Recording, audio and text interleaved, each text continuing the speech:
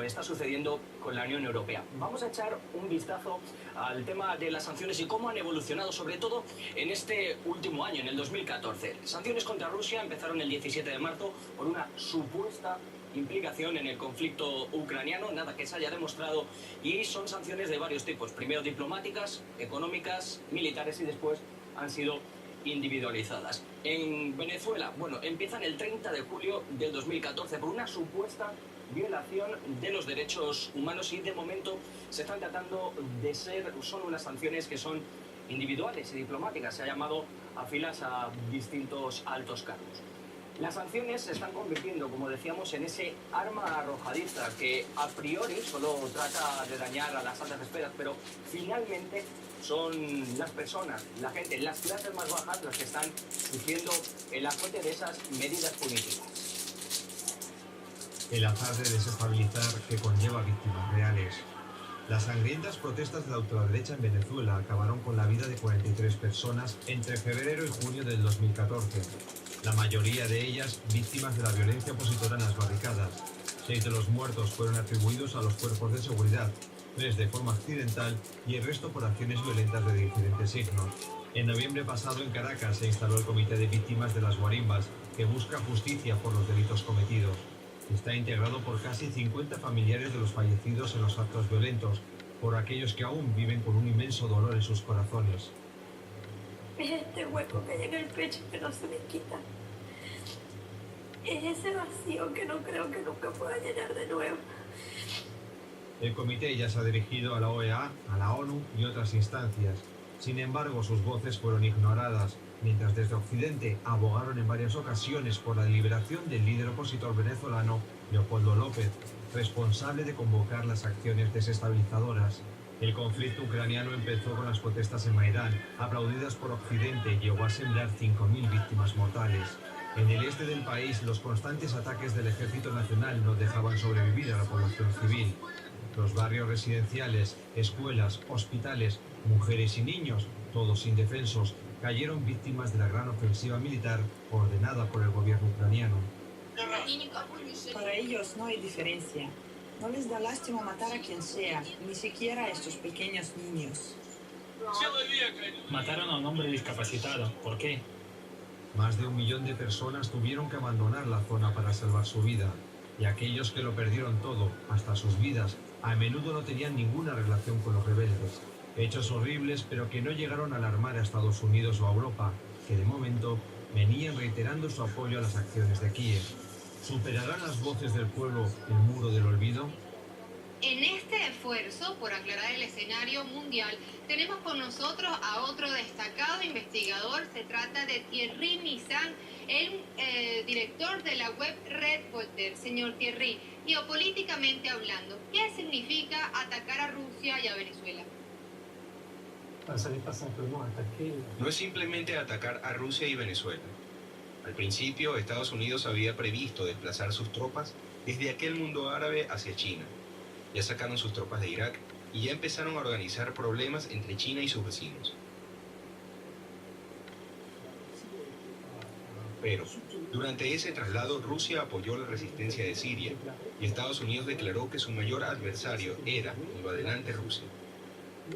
Venezuela solo apareció después, y es incluso extremadamente sorprendente, ya que hasta ahora se consideraba que el problema de Venezuela podía resolverse con intentos de golpe de Estado o enviando mercenarios desde Colombia. Pero ahora, Venezuela ha sido promovida a la categoría de adversario militar. Señor Mason, usted escribió recientemente un artículo titulado "Falla el golpe de Obama en Venezuela". Según sus investigaciones, ¿quiénes serían los personajes que desde Estados Unidos estarían detrás de la acción militar que pretendía bombardear distintos puntos de Caracas, la capital venezolana, entre ellos el Palacio Presidencial, el Palacio de Miraflores y la sede central de Telesur? Nadie está escondiéndose tras la tentativa de golpe de Estado. Las cosas son extremadamente claras. No fue un ejército privado. Antiguamente fue Blackwater quien tomó la iniciativa de ese tipo de operación. Al menos 5 países están implicados. Primeramente Estados Unidos e inmediatamente con él el Estado de Israel, que siempre es participante de todas las operaciones secretas de Estados Unidos en el mundo.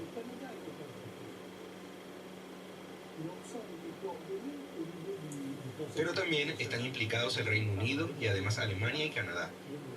Todo estaba coordinado a nivel del Consejo de Seguridad Nacional de Estados Unidos por Ricardo Zúñiga, nieto de uno de los golpistas de Honduras en los años 60 y 70. Ya que hablamos de la nueva doctrina de defensa del gobierno de Estados Unidos, la propia Casa Blanca, señor Mizan, ha dicho que está del lado de los ciudadanos cuya democracia está en peligro, como los venezolanos. Usted alerta en su reciente artículo que esta frase presagia lo peor. ¿Qué podría ocurrir en Venezuela? Por supuesto, Venezuela no amenaza en lo absoluto la seguridad nacional de Estados Unidos, sino que Venezuela amenaza el imperialismo de Estados Unidos, lo cual es completamente diferente. ¿Por qué? Porque durante los últimos años la resistencia ante el imperialismo en América Latina estaba encabezada por Cuba y por Fidel Castro. Y en los últimos años, Fidel Castro transmitió ese legado a Hugo Chávez Frías, quien al principio no tenía los medios necesarios para aplicar esa política y tuvo que empezar por recuperar el control de sus propios recursos, el control del petróleo en su país. Pero en ese momento ya estaba enfermo, así que Estados Unidos creyó que todo eso se acabaría pronto, con la muerte de Hugo Chávez Frías. Pero resulta que su sucesor, Nicolás Maduro, prosigue exactamente la misma línea, y es evidente que goza de autoridad en el resto de Latinoamérica. Así que ahora es indispensable para Estados Unidos destruir Venezuela. Algunos analistas señalan que con sus intentos de aislar a Rusia, Estados Unidos cometió su peor error en política exterior, porque logró unir a dos gigantes como lo son Rusia y China, que han creado alianzas estratégicas y financieras sin precedentes e incluso han dado los primeros pasos para desdolarizar la economía utilizando las monedas locales en sus transacciones comerciales. Señor Mason, ¿midió Obama las consecuencias que podía tener el intento de aislar a Rusia? En realidad, esto es una carrera. Por un lado, Rusia y China tratan de unir sus monedas. Pero del otro lado, Estados Unidos está haciendo lo mismo con la Unión Europea. En las últimas semanas, el euro se ha acercado poco a poco al dólar y se ha devaluado en hasta un 20% en relación con el dólar. Estados Unidos anuncia que quiere crear una zona transatlántica de libre intercambio, o sea, hacer una fusión entre la Unión Europea y ALENA, fusionar el euro con el dólar y crear una nueva moneda que se llamaría AMERO.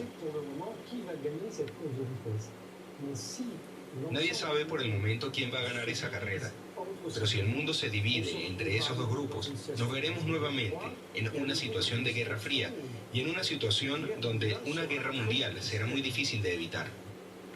Muchísimas gracias por su valioso aporte, señor Mizan.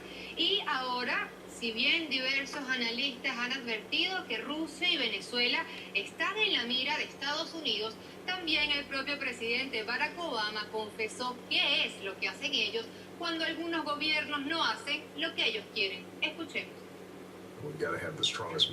Debemos tener el ejército más fuerte del mundo y de vez en cuando tenemos que torcer el brazo de aquellos países que no quieren hacer lo que queremos que hagan. Si fallan otros mecanismos de presión como económicos, diplomáticos, en algunos casos militares, si no tuviéramos esta dosis de realismo, no podríamos alcanzar nada. Además de todas las tácticas diplomáticas, políticas y comunicacionales desplegadas por el gobierno estadounidense contra Rusia y Venezuela, el presidente Barack Obama envió al Congreso el presupuesto fiscal para el año 2016. En él incluye a Rusia como una de sus prioridades para contraponer un apartado adicional de $58.000 millones para operaciones no planificadas en el extranjero. Pero a eso se suman los $5.5 millones para apoyar a la oposición venezolana. Y como si esto fuera poco, el pasado 9 de marzo el mandatario firmó un decreto pidiendo declarar una emergencia nacional por la presunta amenaza que representa Venezuela para la seguridad de Estados Unidos. La decisión del presidente Obama es una decisión desproporcionada. No guarda ninguna proporción con la situación real de Venezuela y lo que significa Venezuela para los Estados Unidos. Evidentemente el presidente Obama está entrampado en sus propias contradicciones, pues con esta decisión que ha tomado en contra de Venezuela, esta agresión en contra de Venezuela, lo que ha hecho es entorpecer de manera muy importante las relaciones con toda la región. Las sanciones unilaterales y extraterritoriales que imponen los Estados Unidos a distintos países, no solo contra Venezuela, es también contra la Federación Rusa, es contra países africanos, es definitivamente una violación al derecho internacional, es algo que debe cesar. Este decreto, que para muchos es una declaración de guerra contra Venezuela, fue condenado por América Latina en pleno. Los países de la UNASUR instaron a Estados Unidos a derogar el decreto y los países del ALBA, además de condenar esta agresión, instaron a Estados Unidos a reflexionar y nombraron una comisión de ambos bloques latinoamericanos para entablar un puente de diálogo entre Estados Unidos y Venezuela. Y es que cesar el bloqueo contra Cuba y las agresiones contra Venezuela serán las principales exigencias del continente en la próxima cumbre de las Américas. Todos alertan que el petróleo venezolano está en la mira del gobierno estadounidense. Ni a Rusia ni a Venezuela le van a torcer el brazo. Nosotros vamos a seguir en nuestro camino de construir un mundo de paz sin imperialismo. Hace poco se ha dicho directamente y abiertamente, lo que es curioso, que a los que no estén de acuerdo les torcerán el brazo de vez en cuando. Pero con Rusia estas artimañas no funcionan, nunca funcionaron y no funcionarán. ¿Por qué desea la Casa Blanca debilitar los bloques de integración como BRICS y la UNASUR?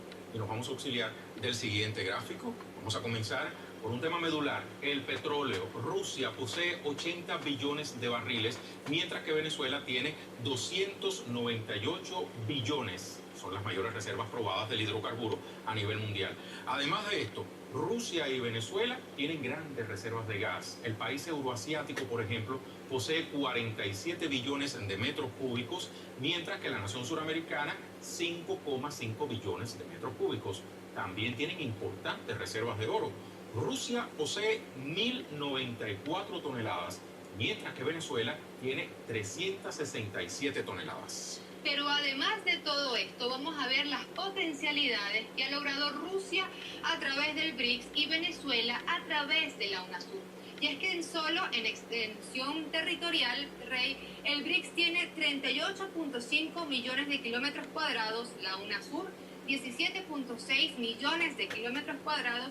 En población, algo también muy importante, el BRICS tiene 3.029 millones de habitantes y la UNASUR 377 millones de habitantes. Es una gran potencialidad. Y el PIB del BRICS representa 16.8 billones de dólares en todo el mundo y la UNASUR 4 billones de dólares. Y a esta agresión mediática, diplomática y por ende política de Estados Unidos hacia estos países se extiende al terreno militar. Lo vamos a ver en otro gráfico que hemos diseñado para usted.